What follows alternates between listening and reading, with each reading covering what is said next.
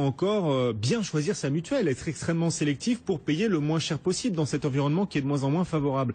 Bien choisir sa mutuelle, c'est quand même pas évident. Il en existe des centaines et des centaines des mutuelles en France. Exactement, c'est vrai qu'il y a plus de 700 mutuelles en France. Ouais. Chacune présente plus de 10 contrats. Chaque contrat présente plus de 6 formules et chaque formule comprend 30 lignes de garantie. Je vous laisse faire le calcul. Des dizaines de milliers de combinaisons. Effectivement, il y a de quoi s'y perdre. Alors justement, comment faire? Quelles sont les grandes astuces que vous pouvez nous apporter aujourd'hui pour nous aider à payer moins cher nos mutuelles? Alors déjà, il faut commencer par la base, bien connaître ses besoins. Selon que vous êtes jeune, selon que vous êtes retraité, vous n'avez pas les mêmes besoins. Selon que vous avez des soucis en optique, en dentaire, selon vos revenus, il faut choisir différentes options. Donc soyez au clair sur vos besoins, ça c'est la base. Deuxième point, ne visez pas toujours un remboursement à 100% de vos dépenses de santé.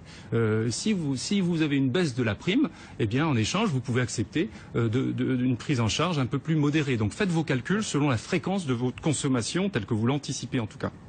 Et puis enfin, comparez sur Internet, vous pouvez économiser par rapport aux leaders de marché jusqu'à 30% sur la prime d'assurance, qui est loin d'être négligeable. Je rappelle, on est de l'ordre de 1 000 € pour une cotisation de mutuelle santé individuelle chez un foyer français aujourd'hui.